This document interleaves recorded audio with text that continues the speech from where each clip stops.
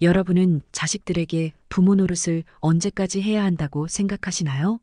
자식들이 다 크면 이제 그만해도 된다고 생각하시겠지만 많은 분들이 부모 노릇을 눈 감을 때까지 하시는 것 같습니다. 자식과 거리를 두어라, 자식에게 다 주지 마라.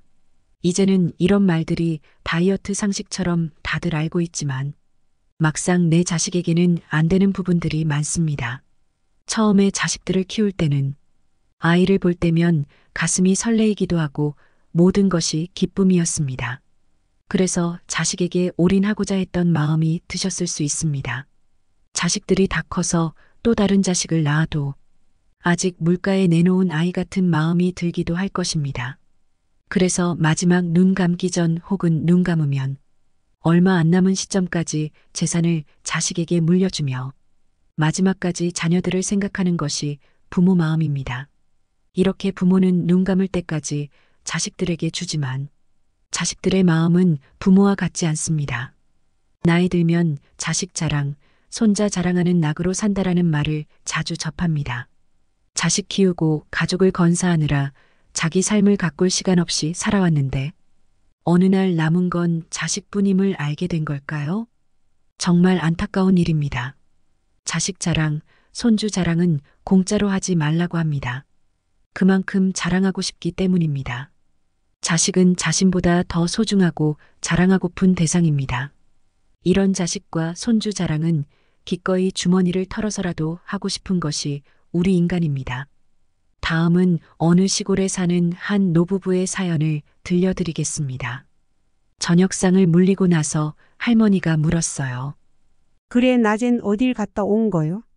가긴 어딜 가. 그냥 바람이나 쐬고 왔지. 할아버지는 퉁명스럽게 대답했어요. 그래, 내일은 뭘 할 거요? 하긴 뭘 해. 고추모나 심어야지.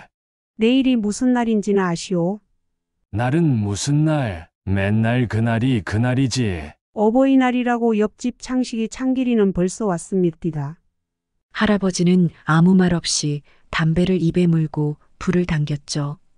다른 집 자식들은 철 들고 때 되면 다들 찾아오는데 우리 집 자식들은 뭐가 그리 바쁜지. 에휴. 할머니는 긴 한숨을 몰아쉬며 푸념을 하셨습니다. 오지도 않는 자식 놈들 얘긴 왜 해? 왜 하긴요 하도 서운해서 그러지요. 서운하긴 당신도 마찬가지 아니에요? 어험. 할아버지는 할 말이 없으니 헛기침만 하셨어요. 세상 일을 모두 우리 자식들만 하는지 아무리 바빠도 그렇지. 자식 잘못 키운 내 죄지 내 죄야. 할머니는 밥상을 치우시며 푸념 아닌 푸념을 하였습니다. 어험. 안 오는 자식 기다리면 뭐해? 그냥 이렇게 살다가 죽으면 그만이지. 할아버지는 할머니의 푸념이 듣기 싫었는지 휑하니 밖으로 나가셨어요. 다음 날 어버이날이 밝았습니다. 조용하던 마을이 아침부터 이 집 저 집 승용차가 들락거렸어요. 아니 이 양반이 아침 밥도 안 드시고 어딜 가셨나? 고추모를 신겠다더니 비닐하우스에 고추모도 안 뽑고. 할머니는 이곳저곳 할아버지를 찾아봐도 간 곳이 없었죠. 혹시 광에서 뭘 하고 계시나? 광문을 열고 들어갔어요. 거기엔 바리바리 싸놓은 낯설은 보따리가 2개가 있었어요. 보따리를 풀어보니 참기름 1병, 고춧가루 1봉지, 또 엄나무 껍질이 가득 담겨 있었어요. 큰아들이 늘 관절염, 신경통에 고생하는 걸 알고 준비해 두었던 것이었죠. 또 다른 보따리를 풀자 거기에도 참기름 1병과 고춧가루 1봉지, 민들레 뿌리가 가득 담겨 있었죠. 작은 아들이 늘 간이 안 좋아 고생하는 걸 알고 미리 준비해 두셨나 봐요.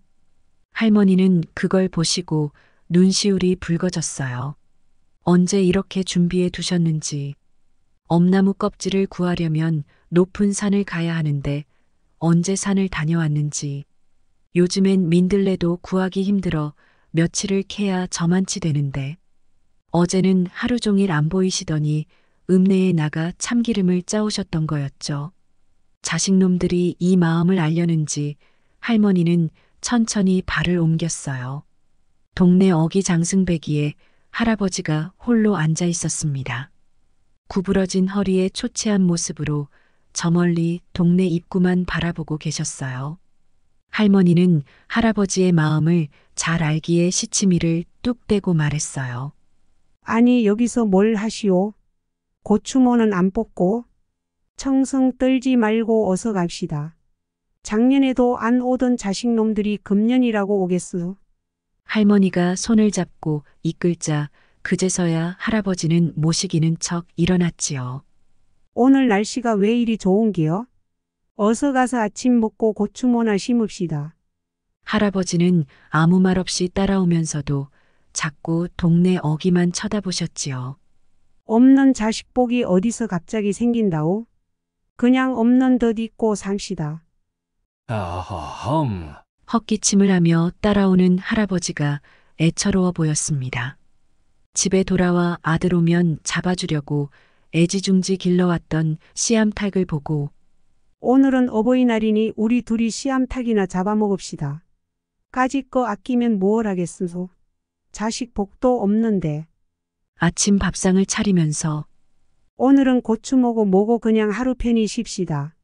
괜히 마음도 안 좋은데 억지로 일하다 병나면 큰일 아니오?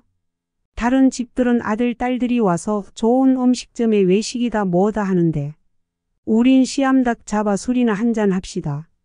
그때였어요. 아침상을 마주하고 한술 뜨려 하는데 아부이, 어머이 하면서 제너머 막내딸과 사위가 들이 닥쳤지요. 어렸을 때 소아마비를 알아 다리를 심하게 저는 딸이라 늘 구박만 주었던 딸인데 사위랑 함께 땀을 뻘뻘 흘리며 헐레벌떡 들어왔어요. 깜짝 놀라며 아니 제 몸 하나 잘 가누지 못하는 내가 어떻게 왔니? 어머이, 아부이 오늘 어버이날이라 왔어? 아부이 좋아하는 쑥 버무리떡 해가지고 왔어. 그러면서 아직 따끈따끈한 쑥 버무리떡을 내놓는 것이 아닌가. 아니 이 아침에 어떻게 이 떡을 만들었니? 저희하고 나하고 오늘 새벽부터 만들었어. 맛이 있을런지 몰라 히. 이복의 박서방 어떻게 된 건가?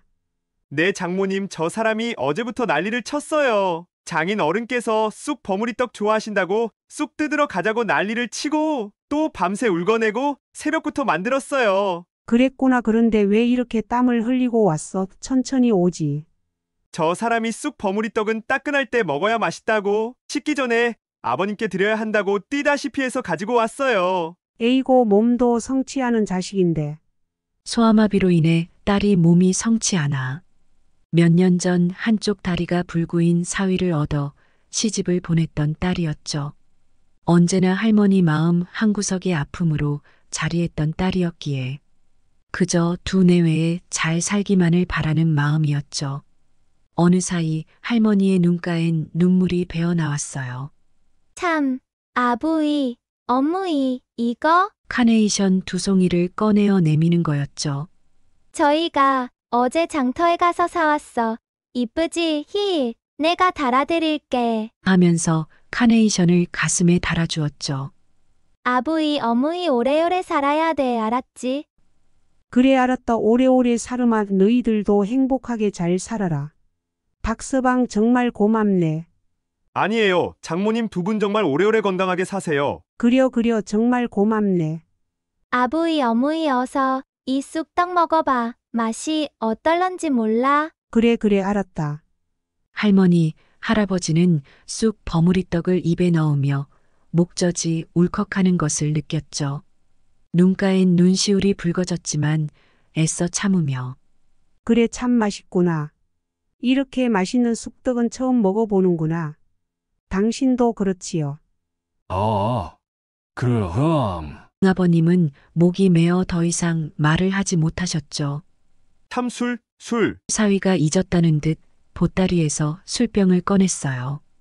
이거 아부이, 어무이 드린다고. 박서방이 산에서 캔 산삼주야. 작년에 산에 갔다 캤는데 팔자고 해도 장인어른 드린다고 안 팔고 술 담은 거야. 박서방이 산삼을 캤구먼. 네 작년에 매봉산에서 한 풀이 캐슈. 에고 몸도 성취하는 사람이 산삼주를 받아든 할아버지의 손끝이 파르르 떨리고 있었죠. 평생 호라비로 늘어갈 몸인데 저렇게 이쁜 색시를 주셔서 너무 고마워요. 무슨 소린가? 몸도 성치 않은 자식을 받아준 자네가 고맙지. 아니요, 저한테는 너무 과분한 색시구먼요. 그려. 앞으로도 못난 자식 잘 부탁하네. 장인장모, 어르신 오래오래 사세요. 할아버지는 눈시울이 뜨거워 더 이상 앉아있지 못하고 슬며시 일어나 나가셨죠. 병신 자식이라 불쌍하게만 여겼지 아들처럼 공부도 안 시키고 결혼식도 안 올리고 그냥 시집을 보낸 딸 자식이었는데 그저 시집 보냈으니 있는 듯 없는 듯 신경 안 쓰던 그 자식이 어버이날이라고 이렇게 불쑥 찾아올 줄은 꿈에도 생각 못했죠. 더욱이 내가 좋아하는 쑥 버무리떡을 밤을 새워가며 해가 지고 올 줄이야. 내 평생 이렇게 맛있는 떡을 먹어본 적이 있었던가. 무엇이든 아들 형제만 주려고 생각했지 병신 딸은 언제나 안중에 없었죠. 행여 병신 자식이라고 업신 여겼던 자신이 한없이 부끄러웠어요. 불구의 몸이지만 딸의 마음이 저렇게 깊은 줄 이제서야 알았죠. 아들들 때문에 서운했던 마음이 딸로 인해 풀어졌어요. 먼 아들보다 가까운 딸 자식이 소중한 것을 그때서야 알았어요. 그러면서 가슴 저 깊은 곳이 아려왔죠. 정말 딸 자식이 고마웠어요. 아니 많이 미안했죠. 한참 뒤 밖에서 씨암탉 잡는 소리가 들렸어요. 잘난 자식들 주려고 키웠는데 못난 딸 자식 주려고 잡나 봐요. 우리 귀한 사위 주려고 장인어른이 씨암탉 잡나 보네. 어이구, 황송해서 어쩌지요? 장모님, 안일세 자네는 씨암탉 먹을 자격 충분하네. 장모님 고마워요.